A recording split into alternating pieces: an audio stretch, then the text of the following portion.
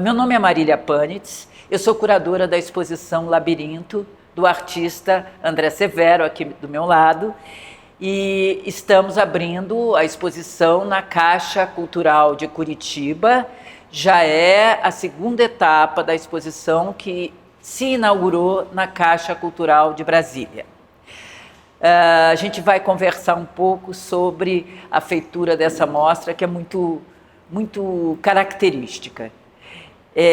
André, eu acho que seria importante a gente conversar um pouco sobre essa ideia da trilogia, né? Labirinto é a terceira parte da trilogia, né? E essa trilogia é atravessada por uma questão, né, que está no lugar da memória e no lugar da invenção. Eu queria te ouvir um pouco sobre isso. Bom, a primeira parte dessa trilogia, que é uma exposição que eu fiz junto com a Paula Krause e também inaugurou em Brasília em 2015, ela foi muito importante porque ela veio num momento para mim muito especial. Era uma exposição que eu precisava entender algum lugar, né? Eu vinha de uma trajetória onde, assim, minha formação é toda em artes visuais, mas eu vinha de uma trajetória de procurar outros suportes para o trabalho. Isso acabou desdobrando em livros, em filmes, teatro. Mas assim, o momento de montar esse projeto eu precisava sentir, encontrar, ou na verdade, como é que eu vou dizer, confirmar se esse lugar, que é o espaço de exposição, talvez não fosse o único lugar onde as minhas coisas pudessem fazer sentido todas juntas. Né? Então, a ideia de montar uma trilogia nessa época teve a ver com isso, tem a ver com... eu precisava entender isso dentro do meu próprio processo. Acho que por um medo de não entender em uma só, projetei 3 exposições. Né? De uma certa forma também era explorar um universo que estava te capturando por partes, para que ele pudesse se revelar. Isso. E é engraçado isso, porque, assim, claro, o que elas têm em comum, né, essas exposições? Fora algum tipo de atmosfera, né, elas têm também muito em comum, que são exposições que são feitas de... Elas se somam muitas coisas, fotografias, textos, vídeos, performance, pintura, sabe? Então é uma exposição que... E instalação, porque ela é uma grande instalação. Isso, né? E essa é a ideia. Todas elas são uma. Eu entendo cada uma delas como um trabalho, como uma estação desse projeto. E o Labirinto é uma coisa engraçada para mim nesse ponto especial, porque assim, o Labirinto, eu acho que eu tentei fazer o Labirinto já na primeira, sabe? Então, assim, quando eu fiz a metáfora junto com a Paula, eu estava já procurando o Labirinto, tanto que algumas imagens que estão aqui, elas já estavam lá na gênese dessa primeira exposição que chamava Metáfora. Mas elas são imagens que de alguma maneira foram expulsas daquela exposição, como se eu não tivesse ainda entendido o que era o Labirinto e outra coisa fosse tomando lugar. E assim foi indo. A segunda estação disso, que foi o Espelho também. Né?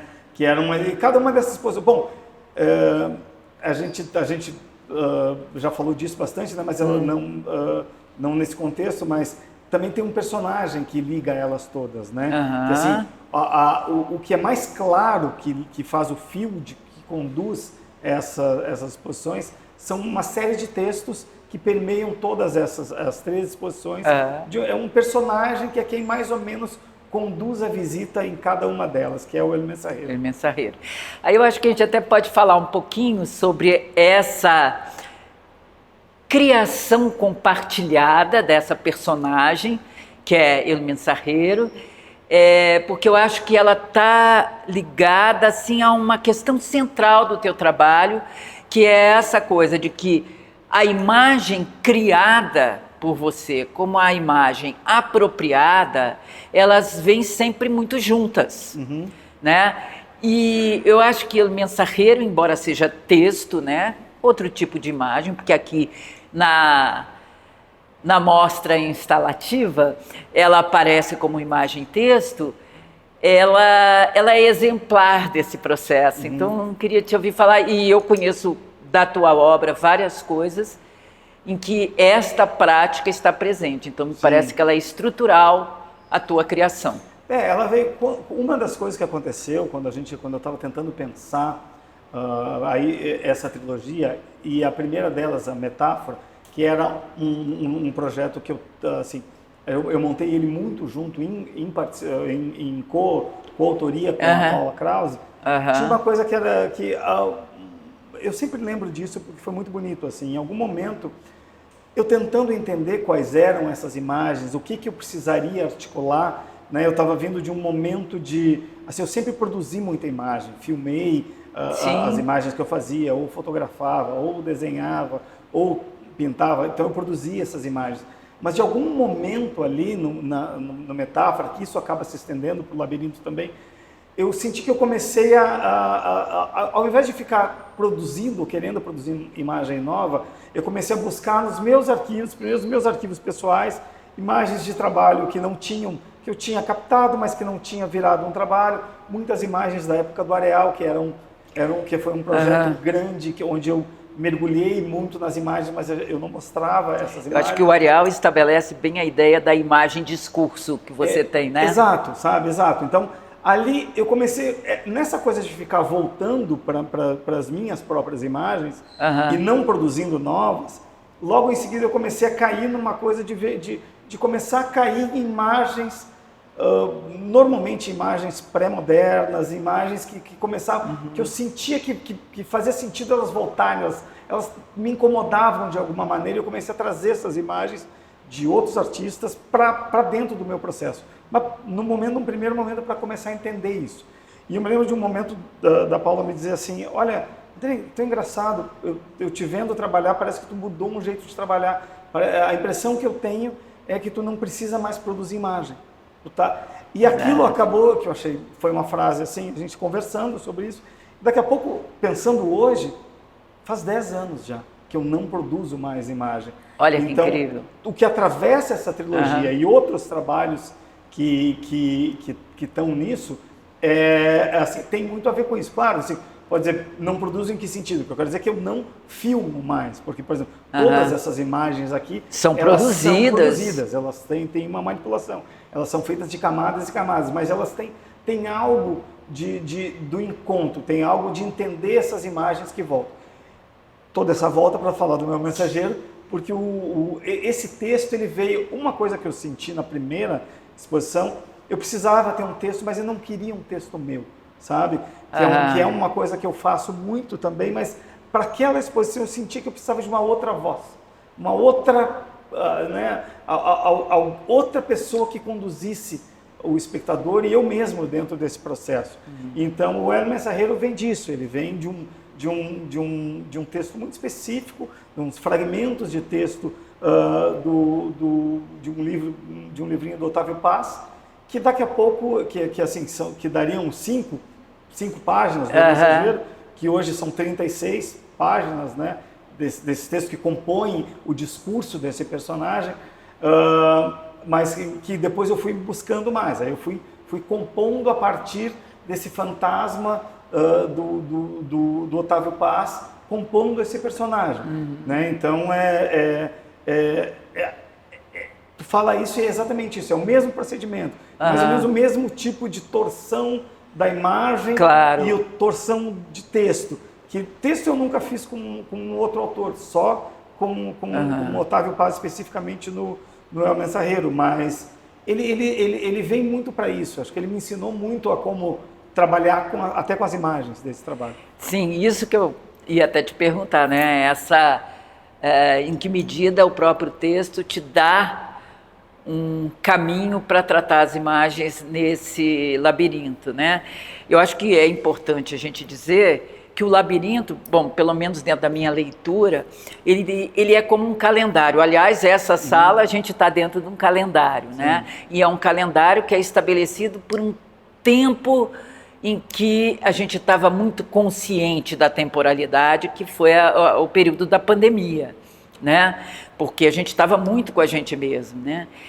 E eu acho muito legal e eu acho que é uma coisa boa para que as pessoas tenham essa dica, de uma certa forma, na abordagem, não é essencial, mas é muito interessante, para mim foi uma revelação, que é essa coisa. Há elementos que dão uma estrutura de tempo sem realmente ser cronológicas, que são os vídeos, né? Aí nós temos os meses, que são os textos, né? E que eles então atravessam o espaço de exibição.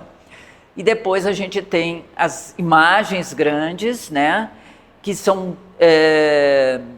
no total delas são 52, a gente nem sempre exibe elas todas, mas elas têm uma coisa que vamos dizer, central, e que a gente apresenta isso, é que elas marcam as semanas.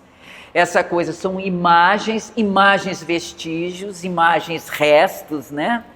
E que apresentam sempre uma base de sete layers, né? Onde se cria um novo ambiente. E aqui, e aí eu queria que você falasse um pouco sobre isso também, que são os 366 dias de 2021, né? E cada imagem dessas é apresentada como um instantâneo, como uma Instax, né? Que é similar à Polaroid, mais conhecida.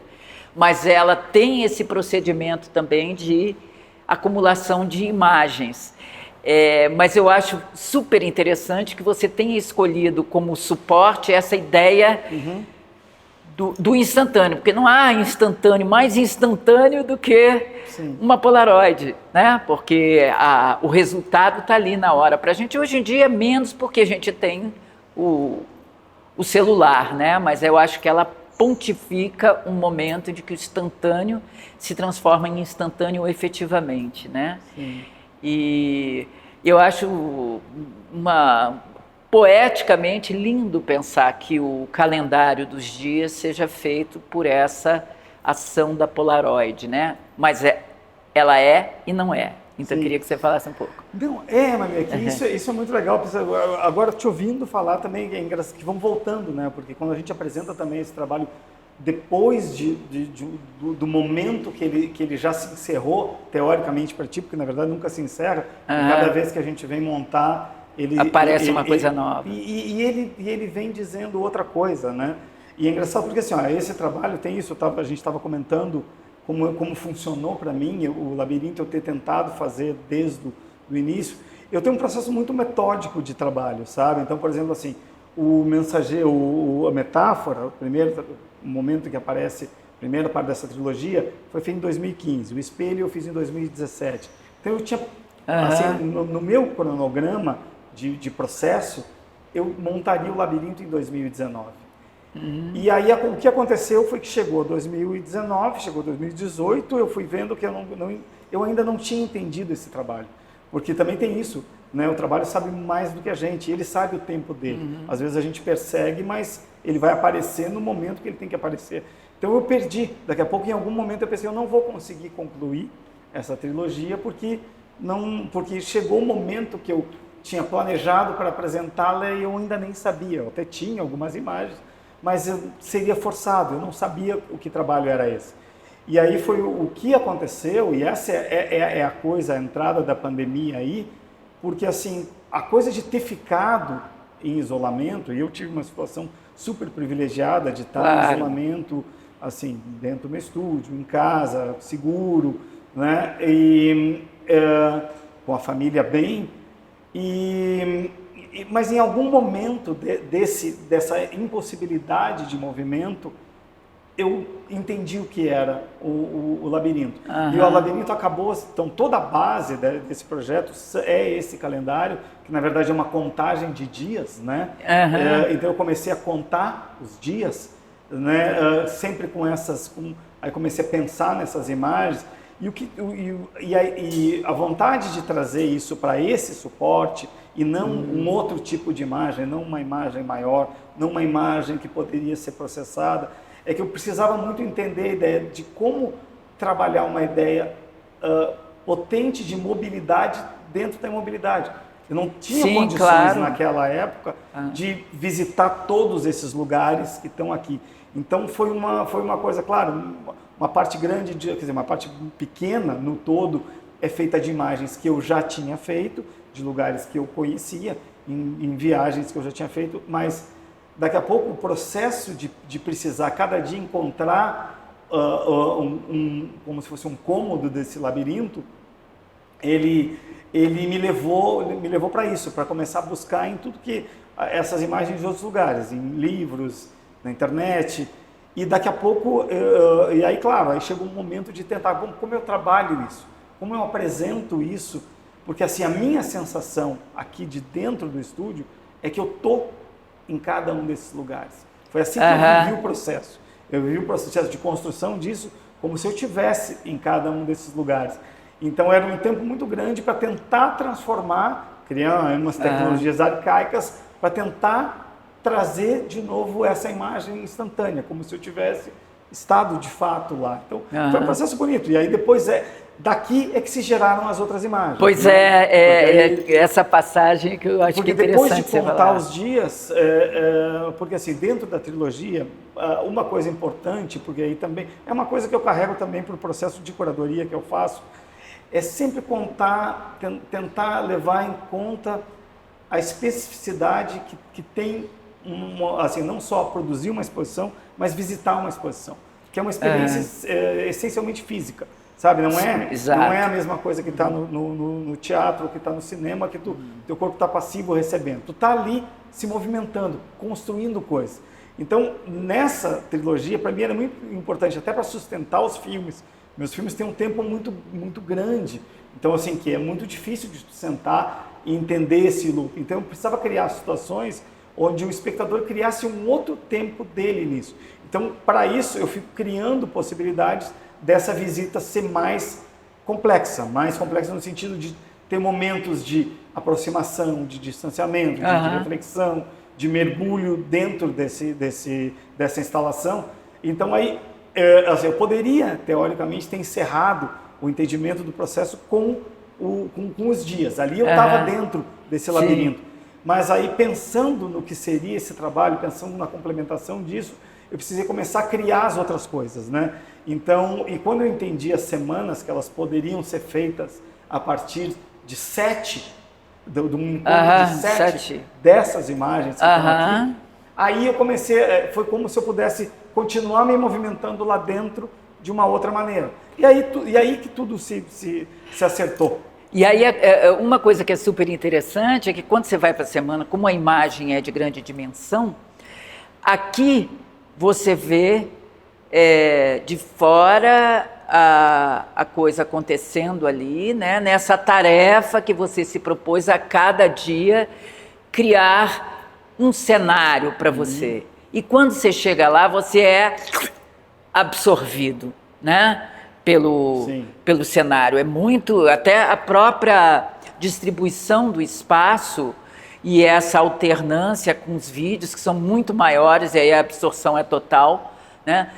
Você cria essa absorção, né? Então eu acho que dá uma diferença nas experiências, a experiência da leitura lenta de algo que está à tua frente. Essa experiência da anotação diária, né? Como um diário mesmo, né?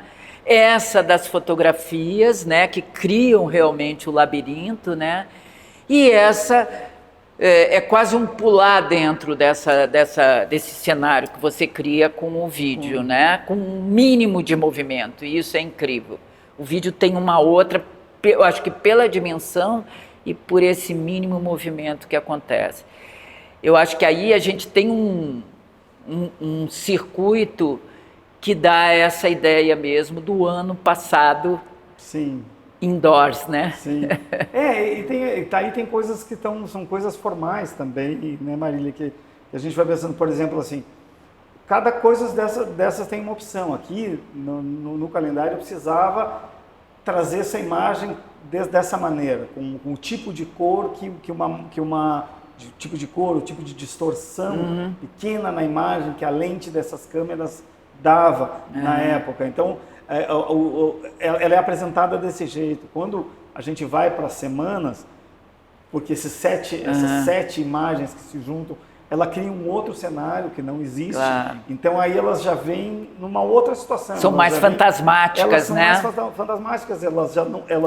Eu já tiro a cor para deixar muito evidente que tem algo. Aqui a gente está tratando de uma tentativa de olhar para isso, não presencialmente, mas assim, aqui é uma reflexão. E tem dentro disso um tipo de estrutura que eu acabo que tem muito nas coisas que eu faço. Por exemplo, os meus vídeos, eles quase, essa imobilidade, a câmera sempre parada, eles são vídeos que até o processo de feitura deles, eu trabalho em camadas, eu trabalho como se eu estivesse fazendo uma pintura, sabe? Então, quando eu venho para essas imagens maiores, a ideia é trabalhar elas também na chave, não do registro fotográfico só, que ele está evidente, porque ele está ali construindo, mas também evocar o desenho, evocar a gravura, evocar um outro tempo, que é o tempo que a gente mergulha, que um artista mergulha quando está produzindo, sabe?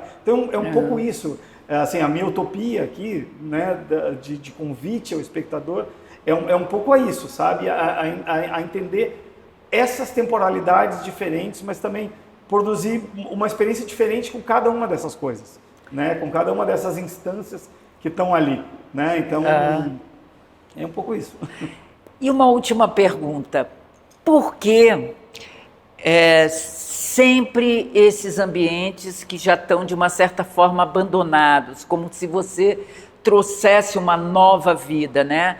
Como fosse uma memória de algo que já não existe mais, são restos mesmo, que você, de uma certa forma, isso nas fotos a gente vê muito claramente, reconstrói um ambiente para ser penetrado, né? Num momento do mundo em que as coisas vão se renovando de tal forma que a gente perde, né, o que já foi, né? Não, eu acho que essa pergunta é muito legal, Wendler, porque isso tem a ver muito com a gênese que a gente estava falando desse trabalho, porque o fato de eu não entender o que era o labirinto, tinha uma coisa que eu sabia. A ideia de labirinto, eu sabia que eu estava querendo mexer com um labirinto interno. É muito mais interno do que externo. Só que essa coisa do momento da pandemia, da imobilidade, do fechamento, daqui a pouco as únicas imagens, possivelmente pelo contexto, as únicas imagens que começavam a me chamar dentro das coisas que eu estava manipulando eram essas. Então é quase como se fosse assim, não é que eu escolhi essas imagens, ao contrário, elas me escolheram para que eu tentasse entrar nelas. Daqui a pouco eu não... E aí isso acabou virando, de fato, uma metáfora para esse labirinto interno, sabe? Porque esse momento de reflexão tão fechado, ele te levava para isso. Então, assim, a ruína que está aí não é a ruína do mundo, é muito mais a ruína minha interna. E aí, também esse trabalho ele tem uma coisa assim, ele pode ser sempre... Ele é muito fácil de projetar para a ruína de cada um, né? Claro. Então ele tem muito mais a ver com isso. Esses espaços, todos os ambientes são todos realmente uma metáfora para isso. Para o que é passar um ano, uma vida, dentro de uma ruína interna, tentando remontar coisas, ou tentando sair de um espaço para outro, tu sempre encontrando isso dentro de ti mesmo. Então, um pouco disso. Esse foi um dos trabalhos mais, mais pesados emocionalmente para mim, sabe? Foi um processo longo que eu terminei muito exausto, pensando assim, bom, porque a gente nunca sabe qual é o próximo trabalho, né? Mas, assim, pensando que tomara que o próximo trabalho que eu vá fazer, se eu conseguir fazer, seja mais vital do que esse. Eu não tenha que... Tomara que eu consiga sair do labirinto no fim. Mas e aí só foi, né? E só foi. E só para uma lembrança, agora te ouvindo falar das três coisas, Eu me lembrei que a primeira vez que você me provocou, agora quando você deu os tempos de cada uma das partes da trilogia, primeira vez que você me procurou para a gente fazer o Labirinto foi 2015. Foi exato. E aí foi assim, ó, foi na tentativa no ano que começa a metade. E aí eu não consegui entender o projeto, não era. É muito incrível. 17 eu tentei com o espelho, aí não aconteceu e a gente está aqui agora. Pois é. Então, é isso. Muito bom. Muito bom. Obrigado. Eu acabo de bater um papo com o André Severo, esse artista que fez essa grande instalação que é a Exposição Labirinto, imperdível, que está aqui na Caixa Cultural a partir de 4 de outubro até o dia 25 de janeiro de 2026. Venham!